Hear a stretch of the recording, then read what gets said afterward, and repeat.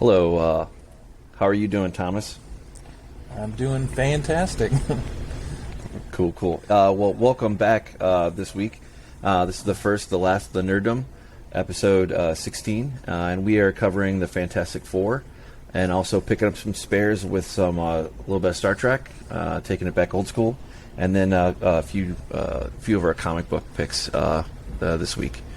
And with that being said, let me share the screen. Sorry about that, Thomas. So anyway, this week we decided that we were going to go back and watch the Fantastic Four's video experience. And I believe that there are 4 total films, right, Thomas? Yeah. Basically, they had the very first one was a Roger Corman one. We did not watch the Roger Corman one. We do have it queued up here to go back, but just kind of cover the quick history of Fantastic Four and its unfortunate releases in the film. There's also the Fantastic Four, which has Chris Evans as Johnny Flame, right? Johnny Storm. Johnny Storm, thank you. Good grief. Yeah. Johnny Storm. That's right. Right, but he does the Flame on. That's what I'm confusing it. And then Michael Chiklis as the Thing, and Jessica Alba, I think. I don't know why I'm guessing. Yeah. Anyway, as Miss Storm, or Mrs. Storm, I should say. Anyway, and then they also did a remake about 10 years later. And I'm skipping over the Rise of the Silver Surfer because it was actually technically Fantastic Four Part 2. Yeah. But in any case, Rise of the Silver Surfer was that one, and that was kind of far out. And then the last one was in 2015, and that was the Fox. I believe Fox made all these, but the Fantastic Four was 2015 for that, and that was kind of a reboot, I guess, or a reattempt. I don't know quite how to put it, but it was interesting. So what are your thoughts? Well, I guess I can kick off our. This is the now. While we kind of sit here and discuss and go over it, what was your thoughts on this? I'll let you have first crack at this adventure. Thomas. Well, there's a lot of misses instead of hits with the films. I think they sometimes they got close, sometimes they were far off the mark, but they were never perfect. With that Roger Corman one, I don't believe it ever got released. It was an attempt, from what I heard, was an attempt to hold onto the film rights to it. But they, I watched a documentary on the making, or the sort of the making of the movie, and everybody involved, the actors, the director, the writer, all of them thought they were actually making a movie that was going to be released, and a legitimate movie instead of just something as a filler to hold on to the rights to it. So if it was done in that vein, it was the higher ups that knew about it as opposed to the actors. They actually genuinely thought they were making a good movie. And I haven't watched the movie, but I've seen clips and stuff. And to be honest, for the low budget that they did it on, the Thing looks great. The Johnny Storm and Mr. Fantastic's powers look a little silly. But to be honest, Mr. Fantastic's powers look kind of silly in the newer movies as well. So, yeah, and sometimes that didn't match up, and you could just tell the Thing. And again, I didn't watch it either, but just some of the criticisms around it were very interesting, to say the least. But that's what I heard too. That they thought this. Everybody was taking it serious. And they had to go to Roger Corman to normally you go to him for like a bad good film or a very low budget, and he was a master of that, and he was tapped on the shoulder to make this one. It was very interesting. I don't really have much to add to this one, honestly. I didn't see it, but it was very very interesting. And then the reason why they have it on YouTube, and there's a rights thing there, but it was unreleased, so they never never really went anywhere. Yeah, so we feel confident we won't get claimed on it. So showing a little bit of it. I'm sure we'll get. Who knows? But with that being said, if we slide on down to the next installment in the franchise, this is the of the three at least that I can rate or give a rating to. What was your thoughts on the next iteration of the Fantastic Four franchise? I would say close, but no cigar. I didn't realize it, but one of the writers is Mark Frost, the co-creator of Twin Peaks. So I kind of probably leaned all the good stuff in it towards him. There's some nice little moments in the movie where, like, say, when Johnny Storm names the team, that was kind of a cute little moment, and they really do are successful in, say, the antagonistic relationship between the Thing and the Human Torch. The comics are legendary for their rivalry and hate for each other, hate love, I guess I would say. And then like Mr. Fantastic, I think he was well cast as Mr. Fantastic, and I think they didn't do a success with Sue Storm. Jessica Alba, I don't know. She just to me isn't a very good actress, and she didn't sell it. And the whole Doctor Doom as being a business mogul guy just wasn't true to the character, and I disliked that quite a bit. The whole story, the whole second act of it, the first act where they get their powers, I enjoyed that. That kind of worked, and it wasn't exactly like the comic book, but I don't think you could quite do that. I think at the end of our discussion, we'll talk about what would make a successful film in our mind. But yeah, it kind of worked a little bit. But then the second half kind of lost steam, and they were just wandering around aimlessly for a good portion of the movie. And then the ending was kind of a quick wrap up. Yeah, it was like they try to put a lot of, they try to do a lot. And, I'm not quite sure how well that, well, we know how well it panned out. It didn't pan out really all that great. I don't have the figures up on here, but this was good. I mean, for the time, it did catch on, and as, I don't know, it's kind of hard to say how it's aged. I mean, it looks like it looks definitely like a 2000s movie. Yeah, like a superhero of that genre, and it was it's not hard to see, like, where you had the Spider-Mans kind of coming out around that time too. You know, they were better done. X-Men was better done. A lot of these were some of them were a lot more serious. This is, to me, I always took this kind of a little bit more cartoony. And I've never really been a Fantastic Four huge fan at all. I can't claim that. I don't hate them, but I don't. They were never in my regular rotation growing up, unless there was like a side story or something like that, and there hardly ever was.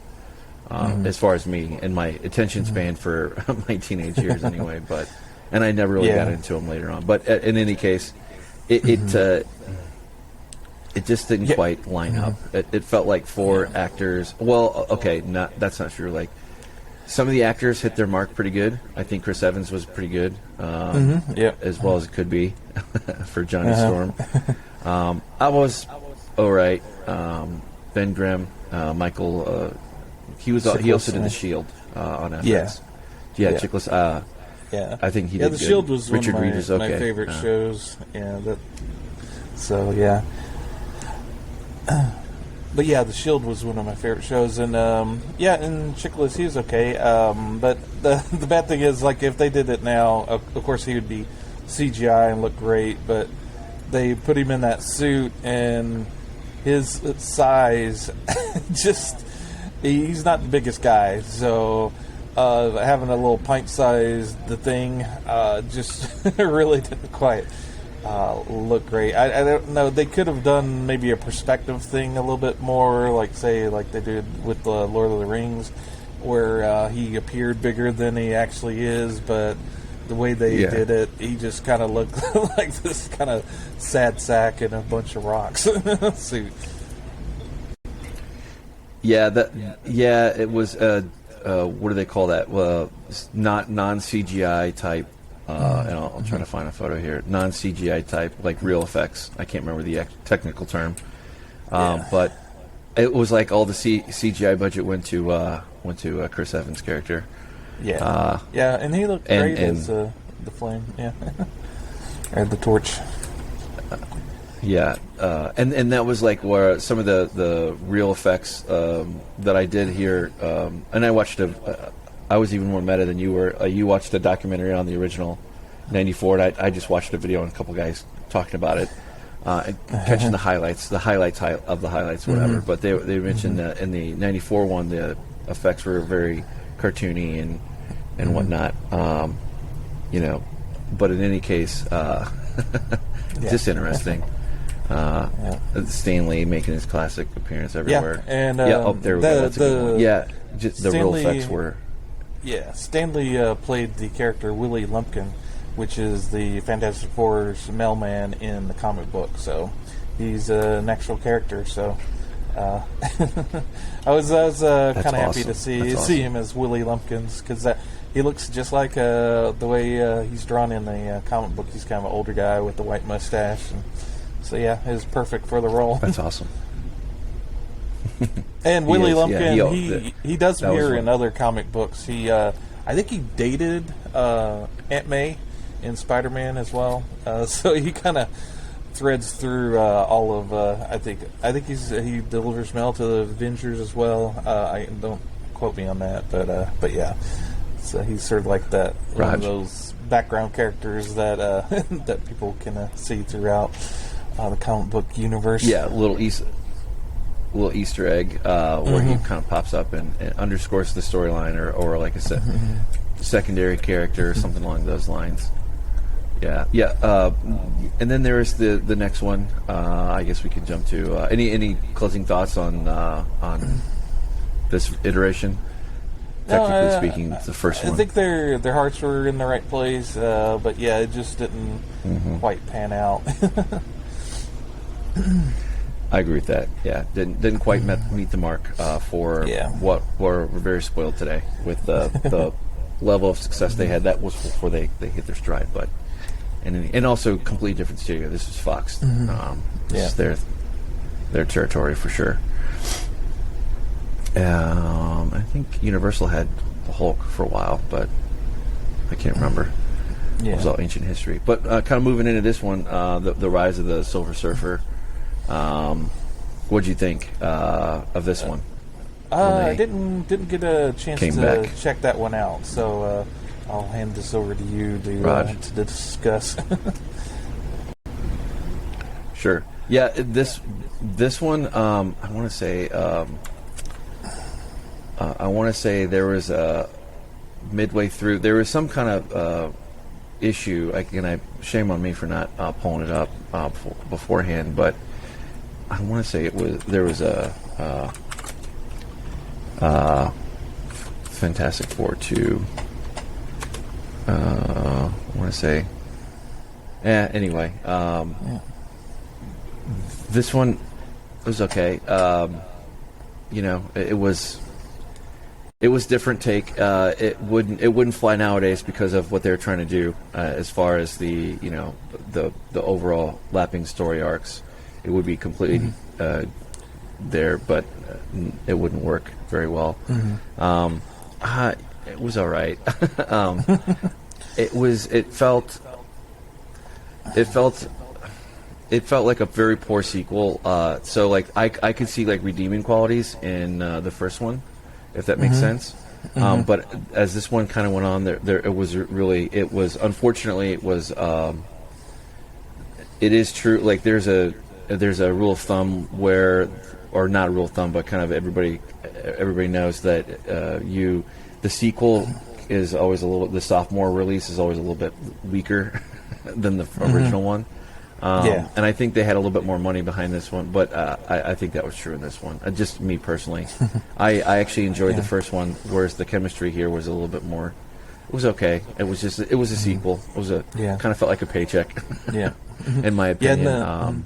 But the 2005 and the 2015 Fantastic Fours are on Disney Plus. This one isn't. It's gonna. I noticed it'll show up the first part of May. So if you're dying to see it, then you can check it out then. I might check it out just to complete the run of it, but but yeah. Yeah, like I said, it was, it exists. Yeah, and I heard not much. I guess I don't want to. I guess I just don't want to. I just don't want to crap on it. Yeah. The thing I didn't. I heard that I didn't want to.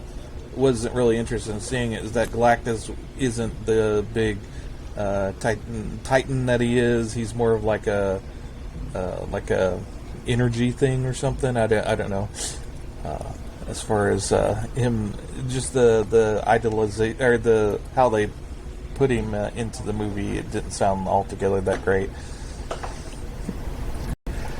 Yeah,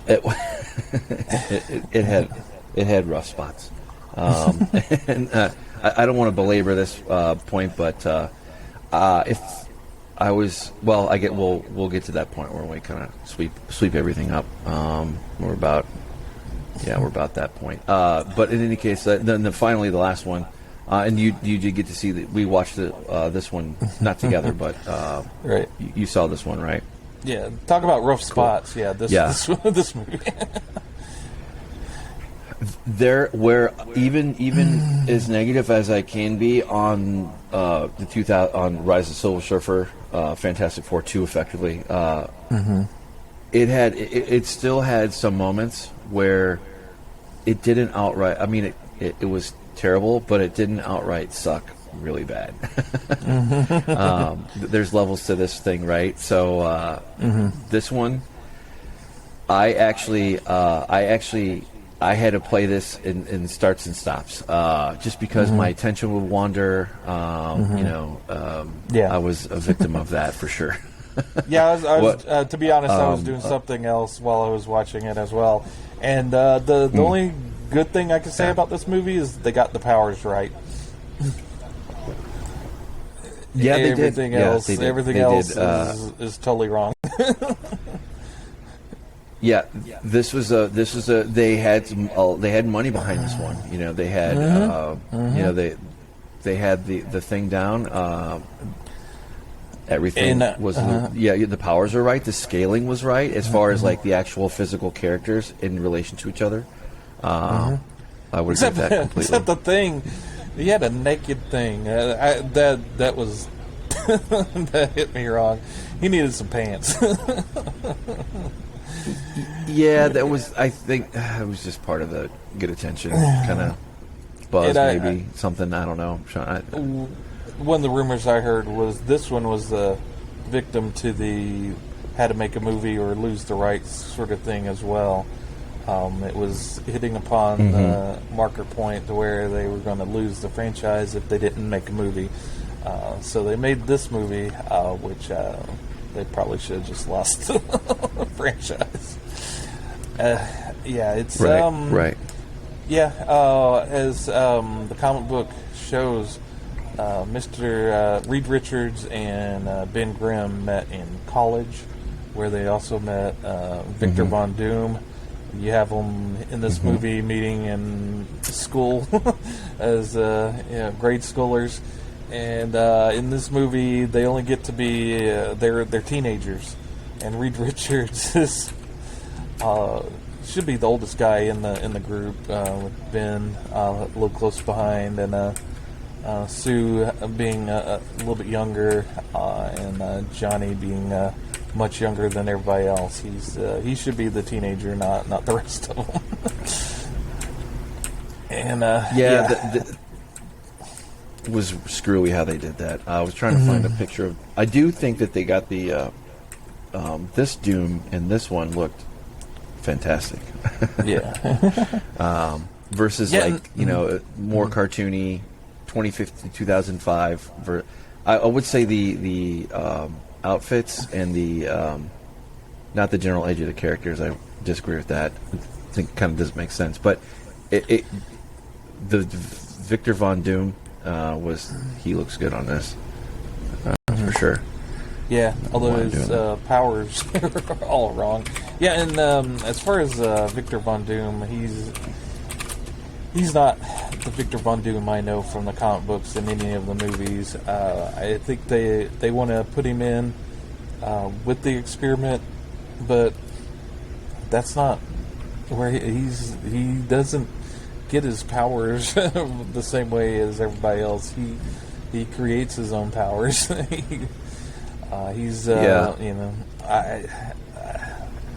I don't know. Yeah. Like I said, they haven't done a good Victor Von Doom on film yet. No, I would completely agree with that. Alex, because I went over it. Yeah, I agree with that for sure. It was just hard to watch. It was hard to get into. I agree. They've never done. Boy, you want to talk about legacies, and sometimes you just can't make a book into a movie. And that same thing. Sometimes I don't know what it is, but they haven't made a really good Victor Von Doom, and that's really disappointing to me because I actually have read a lot of his comic books, and I guess I would be exposed more to the Fantastic Four, like when I would read arcs about him, and just like every Marvel thing, like they seem to take a villain once in a while, and then put them on a hero path or some kind of storyline or something along those lines. And Victor Von Doom is no stranger to that, like where he's kind of like that anti-hero, not quite good guy.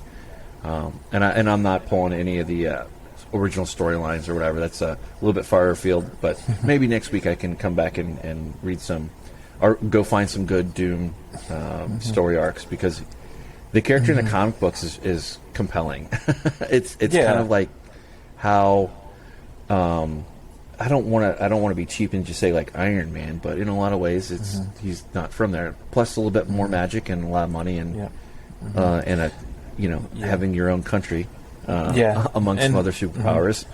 And he's one of the few villains in Marvel that has had his own comic book series. Just recently, I think Chris Cantwell did a run on Doctor Doom. He's the writer from the TV show *Halt and Catch Fire*. He's doing a lot of comic books now. He's currently writing Iron Man, and I think he's going to do a comic book, I guess, in correlation to the show Obi-Wan Kenobi. He's going to do I don't know if it's a limited series or not, but yeah, his version of Doctor Doom was really good.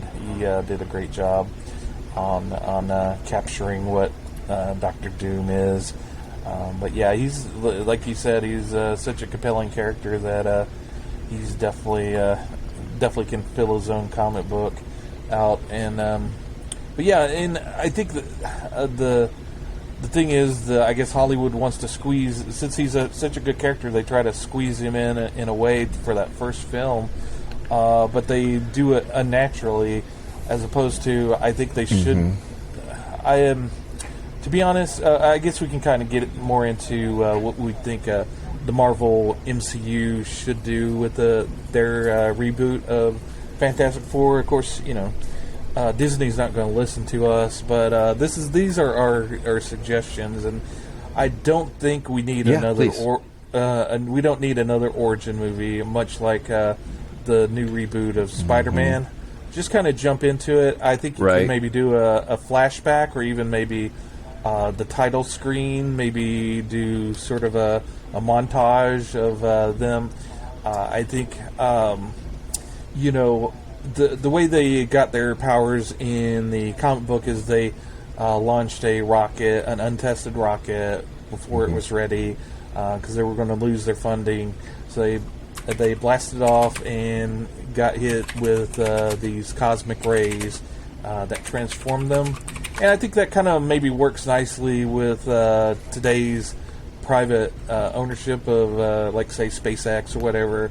You could have them, doing some testing with a new rocket or something out in space, and they get their powers that way. Maybe kind of gloss over that in a flashback, but kind of jump into it so that you're not tied to that origin story movie, which is always kind of can be kind of clunky. And I think they don't need to lose sight of the family unit that is the Fantastic Four. If you're going to look at what makes that group great is the family unit. You have Reed Richards and Sue Storm as sort of the parent figures, and you have the Thing and Johnny Storm as the siblings that are constantly fighting each other and causing issues. And of course, Ben Grimm's conflict with being the Thing was always kind of drawn me to it. And then, like you, I wasn't a huge Fantastic Four fan when I was younger. They didn't immediately catch my eye, but the Thing did, and I think what drew me into the comic book was they did a Thing miniseries, which I got and really enjoyed, and then I started reading Fantastic Four at the perfect time because John Byrne had taken over the series and wrote and drew and inked his run of Fantastic Four, and that's sort of a legendary run on the series. And I've been rereading. I got the big omnibus of the volume 1 of it and read through all of those issues. And he's such a great writer, and a lot of the stories that he tells in the comic book isn't quite like what comic books are today. He could tell like a singular story in one issue, a complete good story, whereas today they want you to do like a overarching 6-issue story, so that even if the story probably could have been told in an issue, they want it strung out 6 issues so that they could sell that graphic novel. So the things were a little bit more organic back in the day. I guess I kind of got off the topic of what would make a good Fantastic Four movie, but I guess it kind of pertains in that you need that strong storytelling of a good kind of family unit there. Yeah, you do. I agree with that. I don't just want to say, do the opposite of everything Fox did. But kind of. That's a start. But the fact that Disney has the reins or next shot at it, and Disney's made some stinkers too. Not quite as bad as I think that they're and I've mentioned this before. You have 30 films total out for the thing. I used to know up to 21. This is before the very last one of Endgame. But there's too many to keep track of now. But without assistance. But I kind of stopped. I burned out around 21 or 20-ish movies. It got to be that burnout. And that's a different feeling than like this sucks. When you watch, and just not to mince words about it, and I hate to break any hearts out there, but 2005, they all suck. 2005, 2007, and 2000, especially 2015. For speaking about Fantastic Four, but the difference is the first two. There's at least something redeeming. There's some kind of like a cartoony kind of quality that is endearing. And I remember watching it.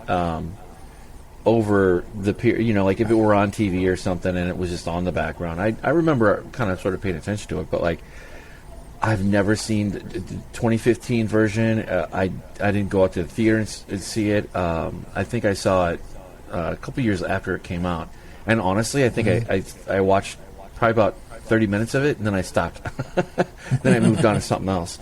And then I watched bits and pieces of it over the years until this past week. But in any case, it was also kind of hard to track down too. But that's a different side of the coin. Not on streaming services for certain things, but for like if you want to have your own personal media thing. I'll leave it at that. But kind of going back to the point of what they could do better. They need to get one director that has a good vision. Somebody who's hasn't done it before, I think, would help maybe, because I think there needs to be a fresh set of eyes on this, because the one I have playing on the screen right now is the original, the '94 one. The '94 one, I also heard this criticism too, is what happens when you just take what's in the comic books and you don't modify it, you just throw it on the big screen, and it doesn't really work out so well for that. That's why you need that director. You need the director to be the bridge that has a good creative vision and can make that happen. And obviously, the really talented ones are what you want to see. But having said all that, coming up, I think we're wrapping it up on the end of this one.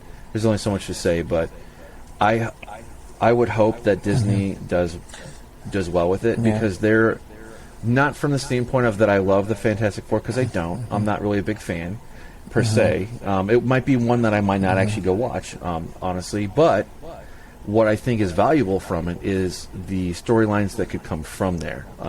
The Doctor Doom, that's exciting. And if there's anything that Disney does very, very well, and Disney Marvel, is to package things up and then make a longer storyline. Make it, they're masters of taking a little bit and making it go forever. And but I could see maybe a 3-film arc.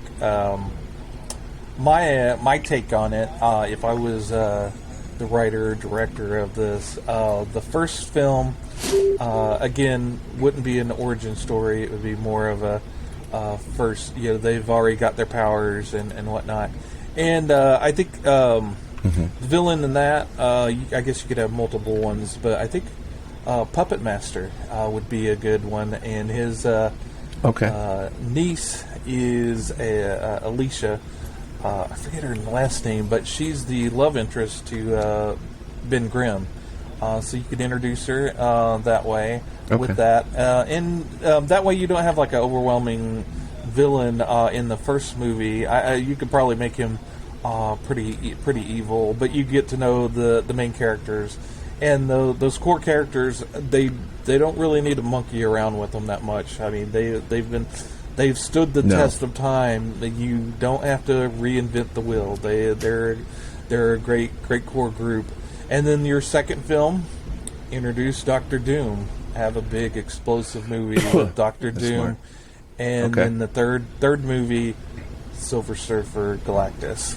And I think I know they like to do their 10-film movie arc, so if you wanted to do that with Galactus, maybe sprinkle hints of him and Silver Surfer, much like they did with Thanos, and have that to be like the big in-game movie at the end of this phase with Fantastic Four, because they've got Fantastic Four and X-Men.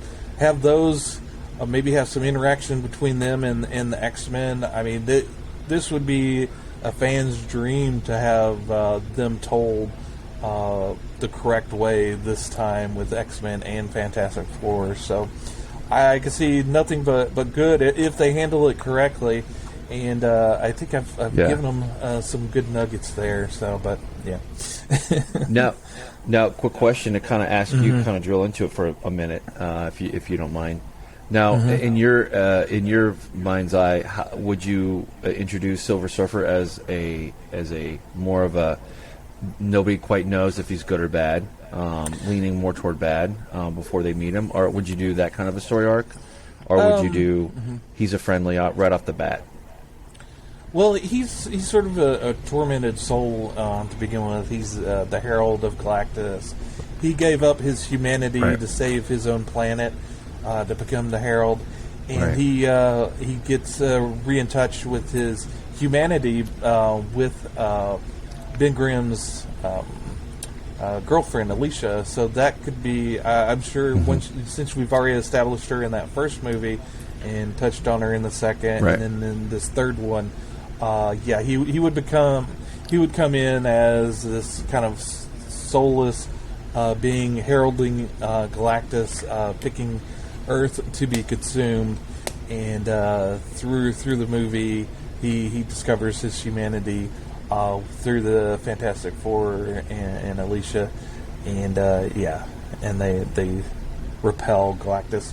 Of course, right. You said that you kind of lean towards them adapting it, doing their own take, which I'm sure they would have to do, but I guess I'm kind of leaning more towards the comic book angle. And of course, with Mr. Fantastic, I know the biggest challenge for the Fantastic Four is making him look cool, because the powers kind of lead more towards the comical. That's why Elastic Man in the DC universe is kind of a humorous character. Well, yeah, there's a DC very, very minor character that has similar powers too, but he's a villain. And he's a minor villain that kind of like excuse me. That I don't know what my point is, but anyway, it's some of the powers. If they're done really, really well, I'm of the mind of either if they're done poorly, then it looks like very clowny, very cartoony, and it takes it. It's hard to take it serious. So they have to be very careful with how they. That's why my fear is that I don't know if I would want to see a radical twist on the. I would want to kind of see an enhanced vision of like what the comic book character. Let's stay true to their powers for the most part, but I don't know. You know as well as I do that they're gonna change up. They're gonna change up this one. If they can change it, they're gonna change it. Especially if it's just the aesthetics, the superficiality of it. There's I won't get into that part, but I think it's sort of like about, which is fun. I just don't tinker with the core. Like, don't tinker with that family unit. I agree with you. Like, they're already kind of a built-in family unit, and that's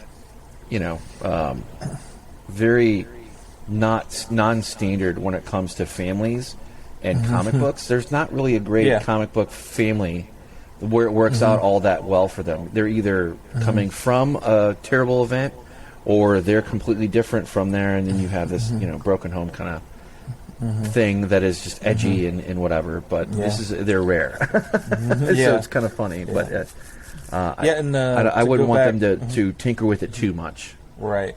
Yeah, and to go back to our interview with Joe Lansdale, where he was talking about how he said that sometimes they kind of tinker with it just to, I guess, put their own brand on it, or not maybe for the betterment of the movie. Yeah, for the betterment of the movie. Just because they want to leave their mark, and and when it sticks out like a sore thumb when it does, or it interrupts things, and then you can't take it seriously, and then it kind of just goes from there. But we'll see. I think as much credit as I give Disney, Marvel, sometimes they tinker too much. And ultimately, though, it's not too much, but it does kind of drop you out of the storyline from time to time. Like I said, there's a different level of suck here than that's still better off than these ones. So when Fox makes a superhero comic book movie, it sucks, but it's down here. When Disney Marvel makes one, it sucks, but there's because it's so tied into this storyline or that storyline, it kind of dampens it a little bit. So even if there's not like a lot there's something that you can like about it or continue on with. Right. And I guess the bigger that's the effect. The bigger, at least with Phase 1 and I guess 2, I forget. I get mixed up with all the phases of Marvel. But yeah, I don't even know what they're at. Right. But between their bigger blockbusters, they could kind of bolster some of their minor movies. Like I think if Captain Marvel didn't come between the two major Avenger movies, and the fact that a lot of people were like, "Oh, you have to see that, or you're lost," that might have not have done as well as it had, because it's not a character that we know all that well as far as the comic book fans, including the major audience, the normies as we call them. But yeah. Yeah, that kind of shows filthy casuals. Yeah, the filthy casuals, and that kind of shows you what not having that support happens to a film, say like the Eternals, that underperformed because people didn't know them, and there wasn't really a huge blockbuster that everybody had to go see that would have supported that movie. Right. So I don't think the turnout was all that good for that one. Yeah, and I guess this is a good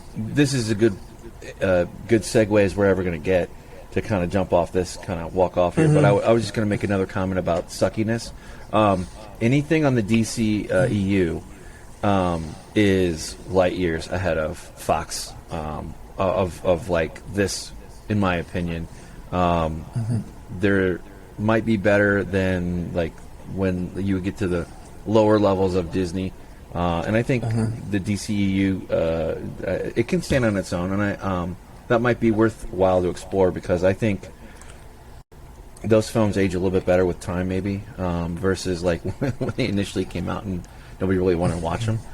Maybe that's true for maybe two or three of them, but in any case. With that being said, to kind of segue over into Disney Marvel territory, have you been keeping up on Moon Knight? With that being said, yep, yeah. I saw the latest episode 3. It was enjoyable. It's leaning heavily into the supernatural, which kind of takes it further and further away from the original character. But it's sort of its own thing. So I think a person without the baggage of the comic book, I'm sure it's highly enjoyable for them. Yeah, they are starting to kind of break out the. I'm not quite sure because they're introducing a lot more of the deeper background. Honestly, to be honest with you, like you mentioned the Eternals a little bit ago, and I think that it was a mistake to produce that movie. I think it was a mistake to release it, to make it part of the pantheon of this, because you have the same thing. This is the same thing. This is kind of digging more into the Moon Knight lore. The Ennead, or the 9 gods of Egypt, the Egyptian god pantheon or whatever. Anyway, and it's good. I think it's still good, the series anyway, but we'll see how they go and how much they do. I'm nervous because I wish they would have not done the Eternals, because I would have, honestly, I don't give a crap about the Eternals or the Celestials or whatever. I think that I don't think it makes sense. The only ones that we were exposed to was Ego the Planet and the Guardians of the Galaxy. I think it's just too far out there. Whereas, I think that if they would have saved that concept of having a bunch of gods or super powerful beings just observing, I think it would make more sense to do it how they're doing it at Moon Knight, or how they're introducing there's other gods. And of course, one of the things that's exciting with this one, or that could be easily tied in, is Basque, which is the god, Panther god for Black Panther. It could be argued that he's the avatar of Basque, or whatever, so to speak. But I think that makes more sense than these Eternals that are like so. You don't even know where they fit. I mean, they're just too big and powerful. It's incongruousness with this, whereas. You can kind of buy that at some point the gods, the ancient gods, the Ennead for the Egyptian pantheon or whatever, versus this one or versus that one. That kind of they just decided to kind of take a step back and whatever. But anyway, I think that's just my personal gripe. I think I can see that. And, I think it makes sense. Yeah. And to kind of get into Moon Knight lore, I mean, you mentioned this superstitious part of it. there is in the comic, and I have kind of picked up a couple. Nothing I'm prepared to put on the screen right now, but they do talk about how is it Mark Spector has these multiple personality disorders, or is it Khonshu the god that has these different things that it's just part of being his avatar because he uses and abuses his avatars like that. Right. Do you have any thoughts his on that? His influence that's causing the fracture. But yeah, just to put a little pin in the Eternals, since we kind of went there. Jack Kirby, when he created the Eternals, that was going to be its whole separate thing. It was not going to be part of the Marvel universe, and Marvel, being Marvel, decided they wanted to, after he left the series, to kind of wrap it into the Marvel universe. And I think it really has to be handled correctly. And there's a new miniseries, that's the thing with new Marvel comics. They never say it's whether or not it's a miniseries or a series, and they reboot the series. So, but yeah, whatever it is, the Eternals comic book that's coming out right now is actually really good. One of the Eternals has resurrected Thanos, and he's causing some major havoc with the guys in the Eternals, and I think it's leading up to a war between the Eternals, Avengers, and X-Men. But yeah, the current writer on the Eternals is really good. But yeah, it takes a really skilled writer to kind of work to make the Eternals work, and I think they just no, it's was that Kieran, Dan Abnett? No, it's Kieran. Okay, I Gillian. got the wrong one. Yeah, I think that may be an older one.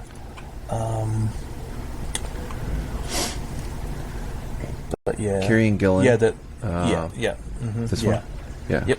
Yeah, he does. He also does. This is the hectic pub. Yeah, right on time. Look at you. And it wasn't too long ago too.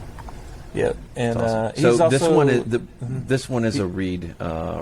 Is more interesting. You're saying. Oh yeah, and he's also just started a new series for the X-Men called Immortal X-Men, and it kind of focuses on Mr. Sinister. Mr. Sinister is a really fun character, and the way he writes him is really good. So, but yeah, those two titles are recommend, right. And that cover, that issue number 1 cover, is sort of a play on the Last Supper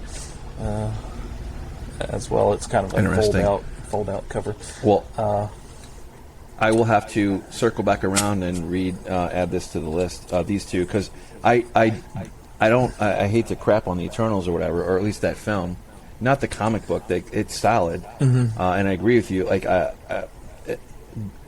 what they do in the comic books, maybe not right away, will be revisited at some point in the not too distant future to incorporate this part of the storyline or that. You've already had that kind of carving off of some of the better storylines or borrowing, and then whether it's the small screen, whether it's the WandaVision, and I still need to go back and finish that one. But I want to know.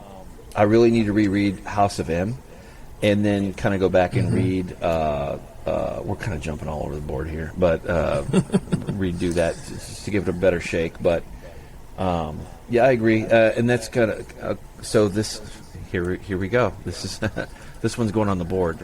Is a recommend. Would you recommend this one, the Immortal X-Men with Mr. Sinister? Since we're already off like a couple levels off, that's fine by me. Yeah. I think we. That's kind of the point of what we do. Yeah. I think we both are still recommending the Moon Knight series anyway, so I don't think there was a whole lot more to say about it. I like where they're going. Ultimately, I mean, who knows? It's only 6 episodes, so you know, we're at the midpoint. I don't know. We'll see. I do want to kind of revisit this, like maybe in 3 months or 6 months after it's done, and kind of look back and see if it held up or not. That would, to me, that's kind of not the initial view for the Disney Marvel stuff. Like as it performs, then you kind of got to wait a few months, 3 months to a year, and then you kind of get a really good grasp of where it falls, and the good Disney Marvel movies or the bad ones, or the not so good ones. I guess. None are outright terrible. They're just different levels of being able to follow along, or just being bored. Yep. All right. Well, with that being said, we can jump into our weekly bag here of mixes. Your recommend. So, what's your recommendation for this week, Thomas, for reading good old comic books? This is for the upcoming week. I only have one recommendation for the upcoming week. The other recommendations from a few weeks back, but this one comes out on Wednesday. It's kind of a light week this week. I think they're holding off on their big batch of new comic books for next week, right before Comic Book Day, so that it's all stocked with good new comic books. But this one's a good one as well. This is Hulk number 6. So they've just rebooted they had wrapped up Immortal Hulk, which ran, I think, 50 issues, and this is a new creative team. You got Donny Cates, which has done a fantastic job currently with Thor, and now he's taking over. And he also did a great job with Venom. But the creators of Venom and Hulk kind of flip-flopped. Al Ewing went from writing Immortal Hulk and is now writing Venom with Ram V, and now Donny Cates flipped over from Venom and is now writing Hulk. Hulk now, it's kind of interesting. Hulk has this visor on his head, and he's being controlled by Bruce Banner, I guess. He's shown as this guy in a kind of a command chair, much like the bridge of Star Trek. He's controlling Hulk from this place, I guess, in his mind, which is represented by this little bridge, and he's kind of working the inner workings of Hulk, and the Hulk as the Beast is trying to break loose, and they're in sort of this kind of transdimensional dimension where there's a different Hulk and a different Bruce Banner, and I don't think they've revealed everything so far. But the artist is Ryan Otley. He's the artist for the Invisibles, or the Invincible. So the cartoon kind of majorly kind of took his art style for the animation. So if you look at the artwork in the current Hulk run, it looks very much like Invincible. So that's sort of a fun fun thing about it as well. Fun fact. Cool.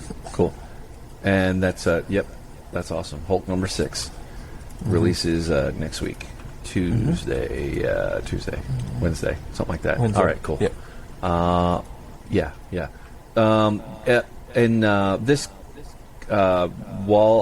Moon Knight actually, I had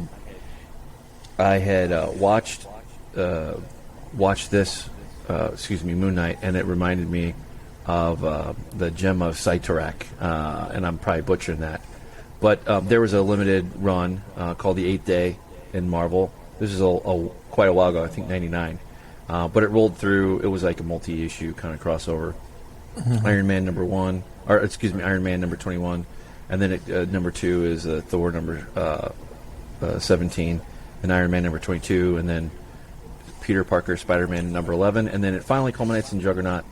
It just kind of gives the idea of these avatars. Of course, the storyline for Juggernaut is that Kane Marco, he found the gem of Cyttorak, which is like a thing that imbues. It has the god's powers, and if the person finds it, then they become their avatar. And then the kind of the truncated version of this is that all these gods that are here with Cytrek they all have like this cosmic bet of like which one was the most powerful, and the way it was supposed to be is all their little artifacts are hidden throughout Earth, and then they all kind of try to find somebody to get them to find it, and then they would all kind of come together, and then they would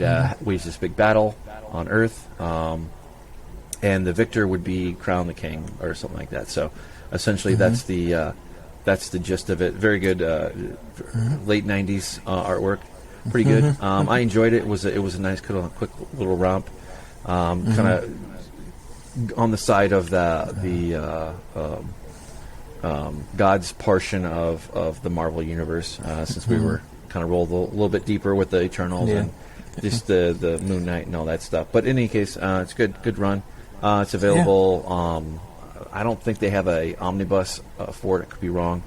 But in any case, I didn't really look either. But it's good, just good, solid old school storyline. The 90s, not the best, not the worst, but it was nice.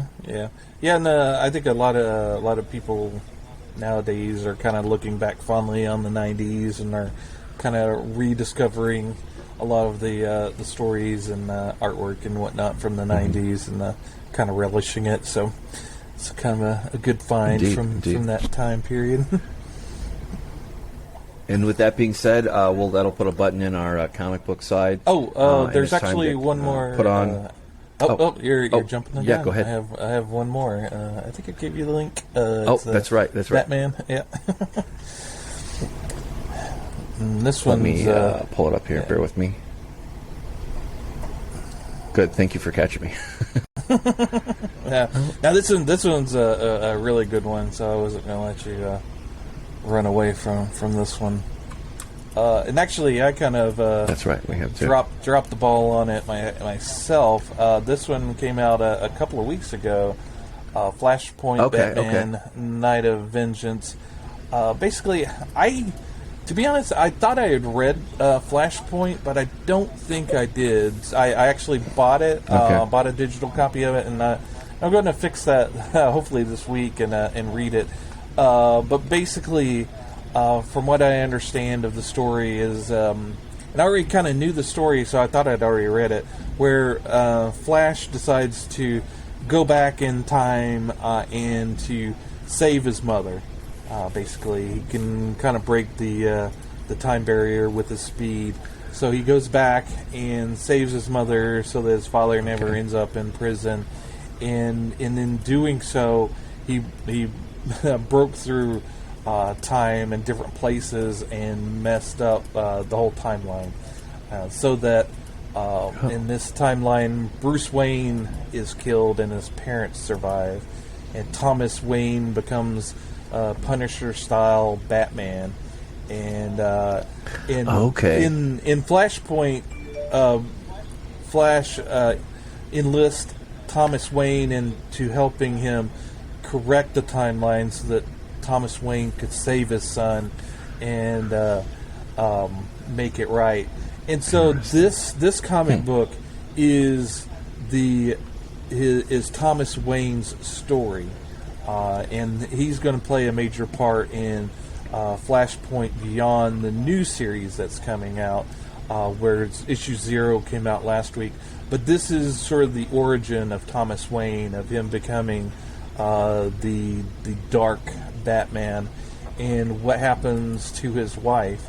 And he runs the casino, and the Penguin is his right-hand man in the casino. And it's written by Brian Azzarello. I probably butchered his name.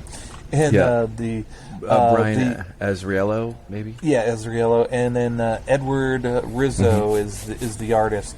And those two guys are behind one of my favorite comic book series from Vertigo, 100 Bullets.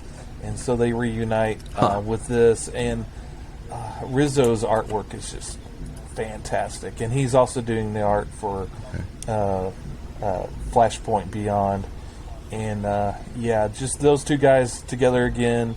It's got that 100 Bullets kind of flavor to it, and but no, it's Thomas Wayne being this old badass Punisher-like Batman, and I was just blown away by the whole story. This is sort of an oversized as far as page count. It's not oversized as far as the size of the dimensions of the comic book, but it's I think it's like 40 or 60 pages, but it's a long read, and it's almost like a graphic novel. It's well worth picking up. It's a great story, and it tells a kind of a complete story in itself. So even if you just pick that up just to read it, and I'm glad that they still have they had plenty of copies left at my comic book shop last week. Like I said, it's been out at this point for a couple of weeks, so it's definitely, if you're going to comic book day and don't normally pick up comic books, it's if you're kind of familiar with the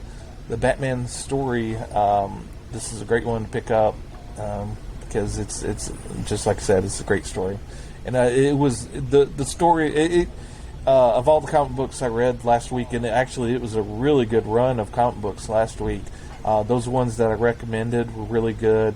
And then Suicide Squad Blaze was really good last week too. But above all of them, this one stood out to me the best. Awesome, cool. I'm gonna have to get on the ball. And there's a lot of good. Like that's just the thing is once you kind of start rolling. I don't know about your backlog list, but mine is getting too long. Cool. All right, and with that, and you had another one, was this your? Or did you want to do your recommendation later after we? No, we could do that. The next. Yeah, this my YouTube recommendations, comics by Perch. He sort of does commentary. He used to own a comic book shop. I don't believe he does now, but he's kind of got that insider perspective of comic books, and a lot of comic book commentators now kind of lean one way or the other as far as thoughts, as far as maybe political or social or whatever issues.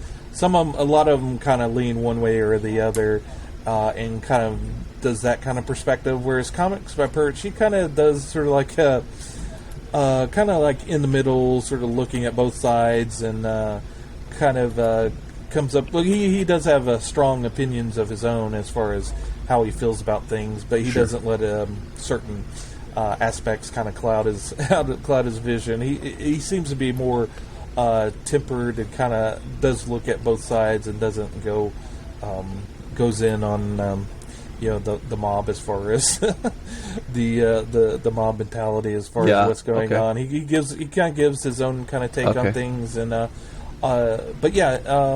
he's sort of a kind of a soft-spoken guy that doesn't get riled up. So, but yeah, if you're just kind of interested in different takes on what's going on with the comic book world, he's a good one to check out. I would have to say I would second this recommendation. I'm logged in here as our YouTube channel, but I actually learned about him from my brother-in-law. And I periodically like to watch his take. Sometimes it's nice to kind of strip away some of the more hyper-focused aspects of culture.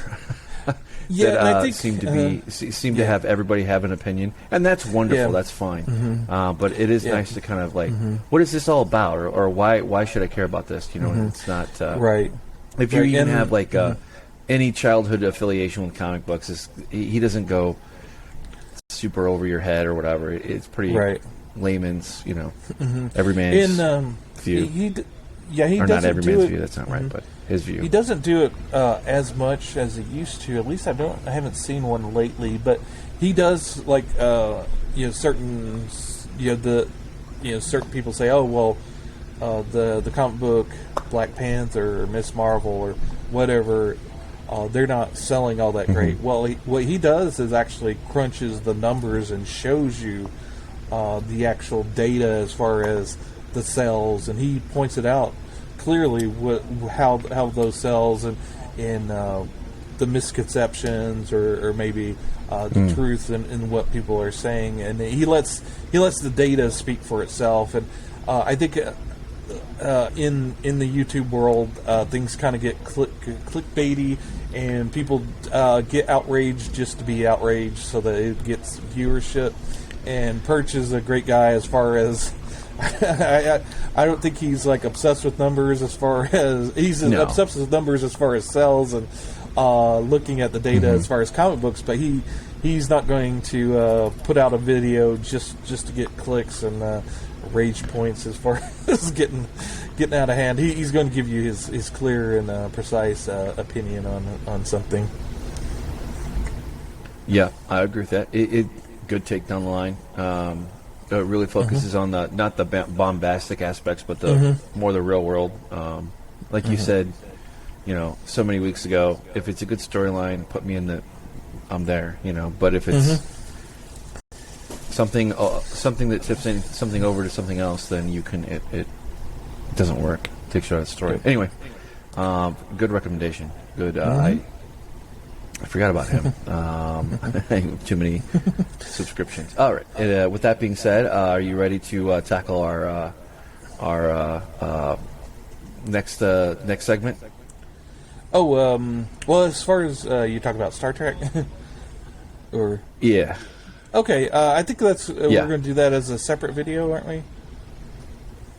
Oh yeah, that's right. Yeah, sorry, that's right. Yeah, yeah, that's right. Sorry. So what we'll that's do right. is That's a new segment. Yeah, we're going to kind of wrap things up. We actually I might have one last point before we go, but just as a precursor, later in the week we're going to do a new series. It's going to be kind of a little bit shorter than, hopefully, depending on how much we run at the mouth, but. Our idea is it's going to be kind of a shorter, because we haven't filmed it yet. It's going to be kind of a shorter little video. We're going to have, I've never seen the whole series of Star Trek The Next Generation. I think I've only seen actually 2 episodes, and we'll get more into that in the video. But yeah, it's going to be my fresh take on the series. Mike's old hand at it. He's going to have his veteran views of things. So hopefully that'll be kind of fun. If you're a Star Trek fan or just kind of curious as to my take on this older series, we'll have fun, and we're looking to maybe doing other series as well. But this one we're going to take this absolutely. As far as it'll go for us. But yeah, absolutely. It'll be really fun to revisit that too. I've talked about it, fond memories of that too, and I think when we get into it. There'll be. It's not just nostalgia for nostalgia's sake, but it'll be more interesting once we get into the weeds of the thing, and I think it'll be really really fun. But thank you, Thomas. Good grief. All right. Well, with that being said, I came late this week. That's why I seconded your YouTube. Go ahead. Yeah. Oh, I had one other thing. Just a little bit of news. I heard. Well, more or less rumors, but. If you're kind of aware of things behind the scenes, I think AT&T's kind of dumped Warner Media, and Discovery Channel has picked up Warner Media, and that merger is I think finally being consolidated now, so that the new CEO from Discovery is taking over. And there's rumors that he's kind of putting down some edicts about DC and the DC universe. He is looking. They've put the Flashpoint movie on hold. He doesn't like what's going on with that. From the rumors, it sounded like they were trying to kind of get rid of Zack Snyder's Batman and Superman.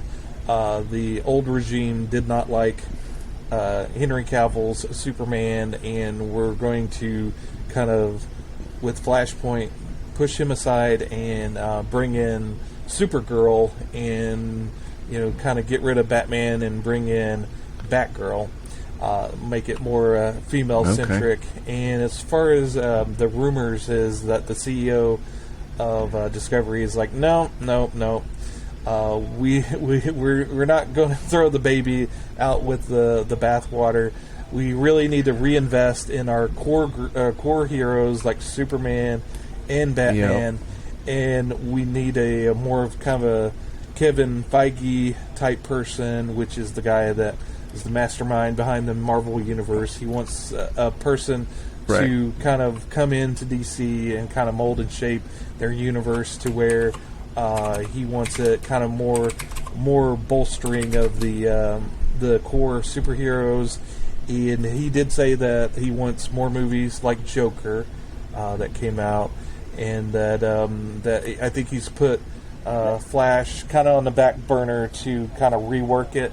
And also, if you've been kind of paying attention to Hollywood news, that Ezra Miller has been kind of getting into trouble as far as legally. There's been some criminal actions with him beating up people and that's what I heard. So they're probably gonna try to not a good look. Yeah. So they're probably going to maybe redo the ending where like a different version, being a different actor, comes in at the end as the Flash. so this will be kind of Ezra Miller's goodbye movie, because you can't really take him completely out of the movie. It'll be interesting how they deal with that. But they definitely need to get. I love I love DC Comics. It would just be nice if they could have a Kevin Feige type moment or whatever they're trying to do.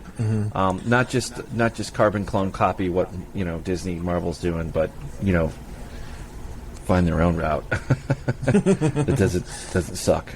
It's unfortunately it sounds that like is no, I think that's how they're going to focus the comic books too. They want that to reflect that as well. So there was going to be a Tom King series that came out that was supposed to take some of the minor characters of the DC universe and kind of spin them on the head and make them kind of weird and wacky, and that's been canceled. So, and I think that may be in relationship to them trying to get away from kind of remaking the wheel as far as these characters, and that they want to get back to the core.